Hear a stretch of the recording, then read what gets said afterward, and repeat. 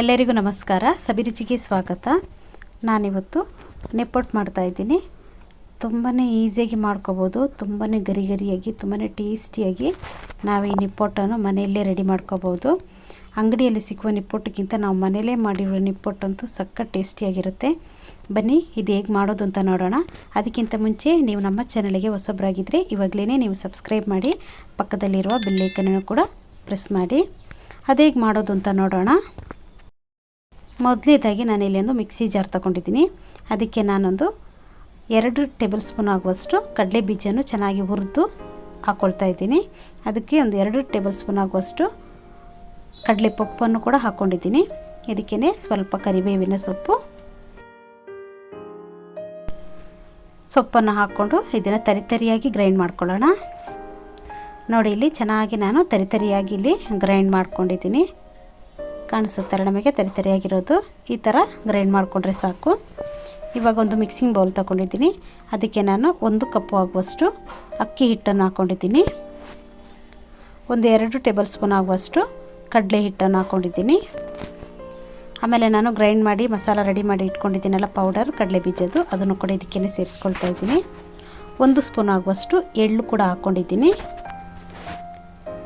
ಒಂದು 1/4 ಸ್ಪೂನ್ ಆಗುವಷ್ಟು ಓಂ ಕಾಳು ಇದೆಯಲ್ಲ, ಅದನ್ನು ಕೂಡ ಸೇರಿಸ್ಕೊಂಡಿದ್ದೀನಿ. ಇವೆಲ್ಲವನ್ನು ಹಾಕ್ಕೊಂಡು ಚೆನ್ನಾಗಿ ಒಮ್ಮೆ ಮಿಕ್ಸ್ ಮಾಡ್ಕೊಳ್ಳೋಣ.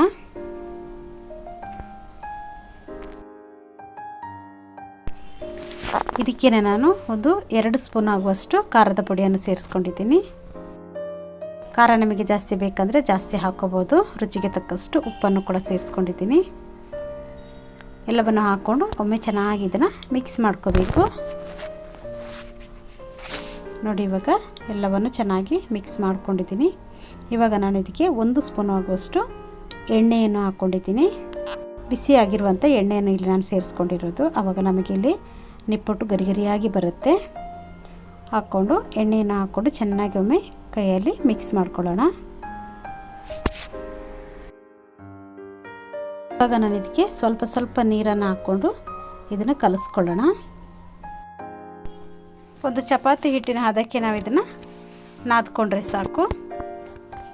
ನೀರು ಹಾಕುವಾಗ ನೀವು ನೋಡಿಕೊಂಡು ಸ್ವಲ್ಪನೇ ನೀವು ನೀರನ್ನು ಹಾಕ್ಕೊಂಡು ನಾದ್ಕೋಬೇಕು.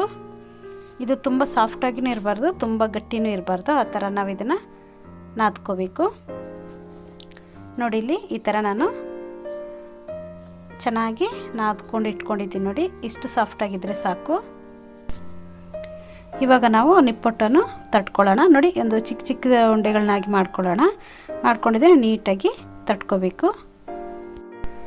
ನಾನಿಲ್ಲಿ ಎಣ್ಣೆ ಕವರನ್ನು ಕಟ್ ಮಾಡಿ ಇಟ್ಕೊಂಡಿದ್ದೀನಿ. ಅದ್ರ ಮೇಲೇ ನಾನು ಈ ನಿಪ್ಪಟ್ಟನ್ನೆಲ್ಲ ತಟ್ಕೊಳ್ತೀನಿ. ನೋಡಿ, ಈ ಥರ ಕಟ್ ಮಾಡಿ ಈ ಥರ ರೌಂಡಿಗೆ ಮಾಡಿ ಈ ಥರ ಪ್ರೆಸ್ ಮಾಡ್ಕೊಳ್ತಾ ಇದ್ದೀನಿ. ನೋಡಿ, ನೀಟಾಗಿ ಈ ಥರ ಪ್ರೆಸ್ ಮಾಡ್ಕೋಬೋದು. ನಿಮಗೆ ಪ್ರೆಸ್ ಮಾಡಬೇಕಾದ್ರೆ ಕೈಗೇನೋ ಮೆತ್ಕೊಳ್ಳುತ್ತೆ ಅಂತಾರೆ, ಸ್ವಲ್ಪ ಎಣ್ಣೆಯನ್ನು ಹಾಕ್ಕೊಂಡು ಈ ಥರ ನೀಟಾಗಿ ತಟ್ಕೊಳ್ಳಿ. ಎಲ್ಲವನ್ನು ಸ್ವಲ್ಪ ಎಣ್ಣೆಯನ್ನು ಕೈಗೆ ಸವರ್ಕೊಂಡು ಈ ಥರ ನೀಟಾಗಿ ತಟ್ಕೊಂಡು ಇಟ್ಕೊಂಡ್ಬಿಡೋಣ. ನೋಡಿ, ಒಂದೊಂದೇ ಆಗಿ ಈ ಥರ ತಟ್ಟಿ ಇಟ್ಕೊಳ್ಳೋಣ. ಸೈಡಲ್ಲಿ ಈ ಥರ ಏನಾದರೂ ನೀವು ತಟ್ಟಬೇಕಾದ್ರೆ ಒಡೆದು ಬಂದರೆ ಅದನ್ನು ನೀಟಾಗಿ ನೀವು ಕೈಯಲ್ಲಿ ಪ್ರೆಸ್ ಮಾಡ್ಕೋಬೇಕು. ನಾನು ನೋಡಿ ಈ ಥರ ಎಲ್ಲವನ್ನು ತಟ್ಟಿ ಇಟ್ಕೊಂಡಿದ್ದೀನಿ. ನಿಮಗೆ ದೊಡ್ಡದಾಗಿ ಬೇಕು ಅಂದರೆ ನೀವು ಸ್ವಲ್ಪ ಅಗಲವಾಗಿ ನೀವು ತಟ್ಕೋಬೋದು. ಬಿಸಿಯಾಗಿರುವಂಥ ಎಣ್ಣೆಗೆ ನಾವು ಒಂದೊಂದೇ ನಿಪ್ಪಟ್ಟನ್ನು ಹಾಕ್ಕೊಳ್ಳೋಣ. ನೋಡಿ, ನಾನಿಲ್ಲಿ ಒಂದೊಂದೇ ನಿಪ್ಪಟ್ಟನ್ನು ಹಾಕ್ಕೊಳ್ತಾ ಇದ್ದೀನಿ. ನಾನು ತುಂಬ ದೊಡ್ಡ ಅಗಲವಾಗಿಯೂ ಮಾಡ್ಕೊಳ್ಳಿಲ್ಲ, ತುಂಬ ಚಿಕ್ಕದಾಗೂ ಮಾಡ್ಕೊಳ್ಳಿಲ್ಲ, ಮೀಡಿಯಮಾಗಿ ನಿಪ್ಪಟ್ಟನ್ನು ಮಾಡ್ಕೊಂಡಿದ್ದೀನಿ. ನೀವು ನಿಪ್ಪಟ್ಟನ್ನು ಹಾಕ್ಕೊಂಡ ತಕ್ಷಣವೇ ನೀವು ಸೌಟನ್ನು ಹಾಕ್ಕೋಬೇಡಿ. ಒಂದು ಸ್ವಲ್ಪ ಹೊತ್ತು ಬಿಟ್ಟು ಹಾಕ್ಕೊಳ್ಳಿ. ಇದು ಮೇಲ್ಗಡೆ ತೇಲಿ ಬರುತ್ತೆ ನೋಡಿ. ತೇಲ್ಕೊಂಡು ಬಂದಾಗ ನೀವು ಇದನ್ನು ತಿರುಗಿಸ್ಕೊಂಡ್ರೆ ಸಾಕು. ಇಲ್ಲಾಂದರೆ ನಿಪ್ಪಟ್ಟೆಲ್ಲ ಪುಡಿ ಆಗಿಬಿಡುತ್ತೆ. ಅದಕ್ಕೋಸ್ಕರ ಸ್ವಲ್ಪ ಹೊತ್ತು 1-2 ನಿಮಿಷ ಹಾಗೆ ಬಿಟ್ಟುಬಿಡಬೇಕು. 2 ಸೈಡು ಚೆನ್ನಾಗಿ ಫ್ರೈ ಮಾಡಿ ಇದನ್ನು ತೆಕ್ಕೊಂಬಿಡೋಣ. ನೀವು ಇದನ್ನು ಮೀಡಿಯಮ್ ಉರಿಯಲ್ಲೇ ನೀವು ಫ್ರೈ ಮಾಡಿ ತಗೋಬೇಕು. ಆವಾಗಲೇ ಇದು ಕ್ರಿಸ್ಪಿಯಾಗಿ ಬರೋದು. ನೋಡಿ, ಇಲ್ಲಿ ನಿಪ್ಪಟ್ಟು ಇಲ್ಲಿ ರೆಡಿಯಾಗಿದೆ. ನೋಡಿ, ಇದೇ ಥರ ನಾವು ಎಲ್ಲ ನಿಪ್ಪಟ್ಟನ್ನು ಫ್ರೈ ಮಾಡಿ ತಗೊಂಬಿಡೋಣ. ನೋಡಿದ್ರಲ್ಲ ಎಷ್ಟು ಈಸಿಯಾಗಿ ನಾವು ನಿಪ್ಪಟ್ಟನ್ನು ಮನೆಯಲ್ಲೇ ಮಾಡ್ಕೋಬೋದು. ತುಂಬಾ ಟೇಸ್ಟಿಯಾಗಿ ಕ್ರಿಸ್ಪಿಯಾಗಿ ನಾವು ಮನೆಯಲ್ಲೇ ಮಾಡ್ಕೋಬೋದು. ಈ ವಿಡಿಯೋ ನಿಮಗೆ ಇಷ್ಟ ಆದರೆ ಲೈಕ್ ಮಾಡಿ, ಶೇರ್ ಮಾಡಿ, ಸಬ್ಸ್ಕ್ರೈಬ್ ಮಾಡಿ. ವಿಡಿಯೋ ನೋಡಿದ್ದಕ್ಕಾಗಿ ಧನ್ಯವಾದಗಳು. ನಾನು ಸಬಿ.